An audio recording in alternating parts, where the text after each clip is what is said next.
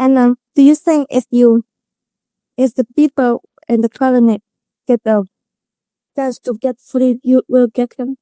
You think? Oh, now I go right off the subject. My friend from Malaya is very glad that Malaya will get the independence next year. Seorang anak Indonesia debat di Forum Internasional tahun 1956. Mereka nggak berdebat soal kata, tapi mereka berdebat soal arah dunia. Pada ketika bilang, aku Al-Hasan bin Ali. Dan di depanku ini ayahku Ali bin Abi Thalib. Pada depan datuk Nabi Muhammad SAW. Mau kemana kalian tergesa-gesa? Lah iya, kami tergesa-gesa. Mau hadir pelajaran nahunya Hilal Habsyin.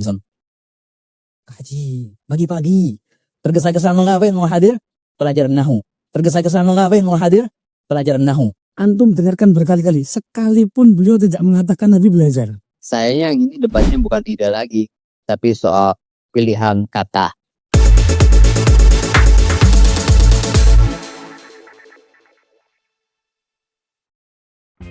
Nah, debat semacam itu disebut dengan debat sintaksis. Debat sintaksis itu lebih menekankan kepada mencari kesalahan dalam pemilihan kata.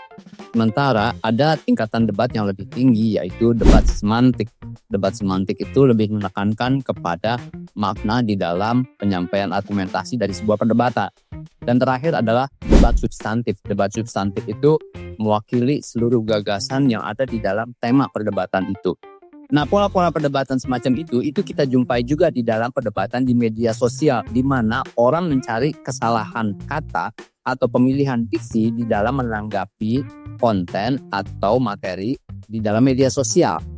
Akhirnya setiap orang merasa cukup pantas untuk menanggapi setiap konten atau materi di dalam media sosial tanpa harus mencari referensi atau literasi yang cukup untuk meningkatkan level debat, dan itu sama sekali gak menarik. Dan pola semacam itu akhirnya menjadi umum kita jumpai di dalam perdebatan di media sosial sehari-hari, yang menyebabkan netizen Indonesia dianggap salah satu yang paling gaduh, paling berisik, paling tidak sopan, dan paling barbar. Setidaknya itu kita dapat jumpai di dalam hasil riset beberapa lembaga internasional yang kemudian banyak diberitakan di dalam berbagai media. Pertanyaan sederhana, ini tanda kemajuan berpikir atau justru kemunduran? Sebelum kita saling menyalahkan, mari kita lihat dulu faktanya ya.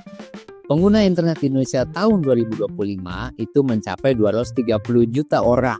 Dan itu mencapai 80% dari total populasi penduduk Indonesia. Identitas pengguna media sosial itu mencapai angka 180 juta orang. Nah, kemudian rata-rata waktu orang berselancar di media sosial itu mencapai 188 menit per hari atau lebih dari 3 jam. Nah, kemudian hampir 99% akses internet tersebut itu melalui smartphone.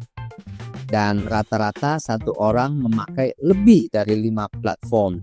Nah, makanya Indonesia dengan pengakses internet sebesar itu dan pengguna media sosial yang juga besar sekali itu punya potensi yang sangat besar untuk kemudian menjadi berisik. Kecuali kalau orang Indonesia sudah cukup sibuk dan punya pendidikan yang cukup setara satu sama lain. Penelitian psikologi sosial menyebut ini sebagai gejala identity protective cognition. Penjelasan sederhananya itu ketika ada isu-isu yang menyangkut tentang politik, tentang agama, tentang nasab, tentang moral, maka otak tidak akan memprosesnya sebagai bahan diskusi, tetapi sebagai ancaman identitas. Maka debat-debat yang muncul itu sesungguhnya mereka bukan sedang mempertahankan argumen, tetapi mereka sedang mempertahankan identitas.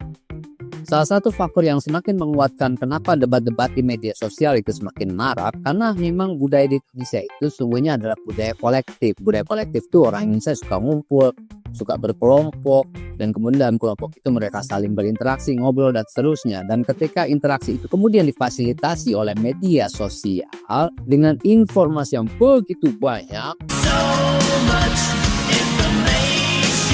jadi mereka tidak bisa menyaring informasi mana yang harusnya mereka serap dan mereka cerna. Sehingga informasi itu mereka ambil sepotong-sepotong dan akhirnya informasi menjadi kehilangan konteks.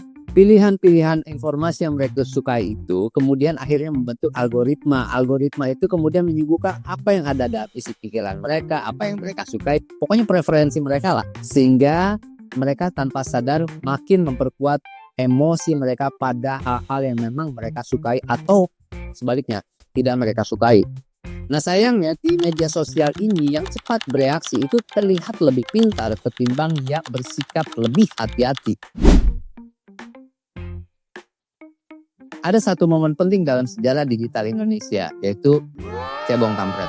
Ingat, ini bukan soal hoax pertama yang muncul, tapi ini soal kita membagi diri kita menjadi dua kubu dalam jangka yang sangat panjang. Dan cebong kampret bukan sekedar keterbelahan politik, tapi cara berpikir tribal, dan yang kita hadapi bukan lagi orang yang salah, tapi orang lain. Pokoknya yang berbeda itu udah jadi orang lain. Dan sejak itu kebenaran tidak lagi dicari, tapi dibela. Nah ini adalah beberapa tema-tema perdebatan di media sosial yang menurut saya sudah tidak harusnya dilanjutkan lagi. Karena memang sia-sia, sampai sekarang juga nggak ada manfaatnya. Nah, yang pertama adalah isu ijazah palsu. Bagi saya, kalau isu ijazah palsu itu diperdebatkan di media sosial, itu salah forum deh. Karena satu-satunya otoritas yang berhak memvalidasi keaslian atau kepalsuan sebuah ijazah cuma satu, kampus. Bukan influencer, netizen, atau bahkan politisi. Nah terus gimana dong ketika otoritas sudah ada tapi publik masih tetap ribut? Artinya kan yang dipertaruhkan bukan lagi fakta, tapi ego. Gak ada integritas sama sekali. Jadi gini bang, saya sangat menghormati forum-forum akademik seperti ini jika dilakukan dengan santun dan beradab. Yang kedua adalah soal isu naskah palsu. Ini serius sekaligus juga sensitif. Tetapi ini penting juga untuk kita menyikapinya. Karena apa? Karena keterbelahan itu bukan hanya sampai pada level masyarakat bawah, tetapi juga pemuka agama, kemudian juga kelompok-kelompok politik tertentu juga menjadi terbelah. Ini kan dipicu karena oknum-oknum yang mengaku bernasab pada tokoh-tokoh tertentu itu tidak menunjukkan etika dan adab yang baik di depan publik. Jadi kesannya nasab itu menjadi penting bukan karena keteladanan, tapi karena kebutuhan legitimasi dan pengakuan atas otoritas. Yang akhirnya Islam menjadi mundur ketika teladan itu digeser oleh silsilah.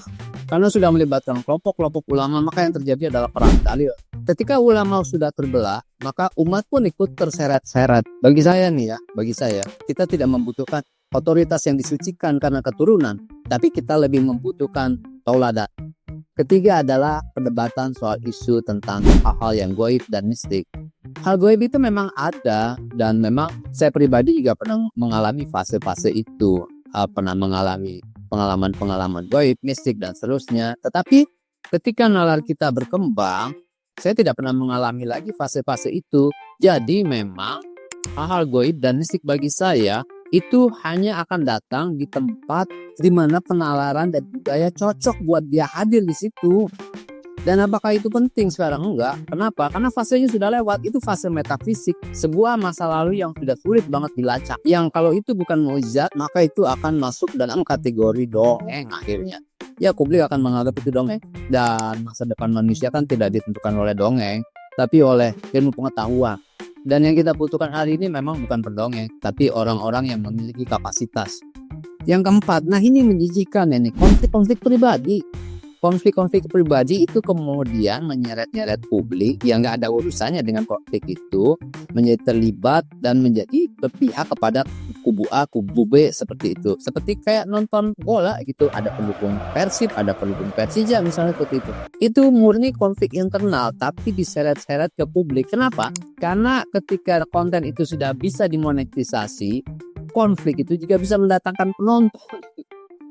Dalam kasus Yaimin dan Sahara misalnya, di awal publik mendukung Sahara, kemudian mendukung Yaimin, sekarang mendukung Sahara, dan seterusnya gitu. Artinya betapa mudahnya logika publik ini ditarik ke sana ke sini. Atau saya juga pernah menemukan konflik-konflik settingnya yang berhasil mengelabui netizen dan memperoleh engagement yang sangat luas. Komentar, reaksi, dan seterusnya. Itu gila sih, saya nggak mengerti apakah saking nggak ada kerjaannya, saking bodohnya atau apa gitu. Tetapi itu saya temukan gitu. Dan publik ini tidak sadar bahwa dia itu dijadikan amunisi untuk mendukung kepentingan masing-masing pihak yang berseteru demi virality. pas. Dan bagi saya debat-debat itu sama recehnya dengan debat apakah bubur itu lebih enak diaduk atau tidak.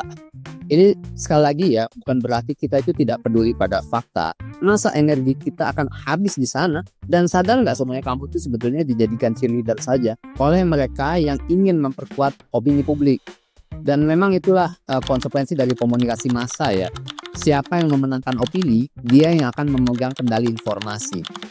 Bukan lagi soal siapa yang salah dan siapa yang benar.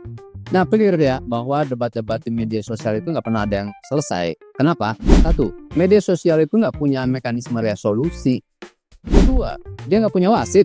Ketiga, tidak akan pernah punya konsensus yang mengikat. Yang keempat, tidak akan pernah berakhir, malah akan merangsang perdebatan-perdebatan baru. Berjilid-jilid. Debat itu sendiri sebetulnya baik untuk membangun nalar kritis ya, tetapi sayangnya tema debat di Indonesia itu tidak bergerak maju. Misalnya kita masih saja memperdebatkan soal-soal fikih yang sudah diperdebatkan sejak ratusan tahun lalu dan masih diperdebatkan hingga saat ini. Sementara itu, Elon Musk sedang merencanakan untuk membuat koloni di Mars. Jadi saya luruskan ya, ini bukan menganggap bahwa fikih itu tidak penting, tapi masalahnya kita berhenti di situ saja. Seolah kaki kita sudah di abad 21 tetapi otak kita nyangkut di abad ke-7.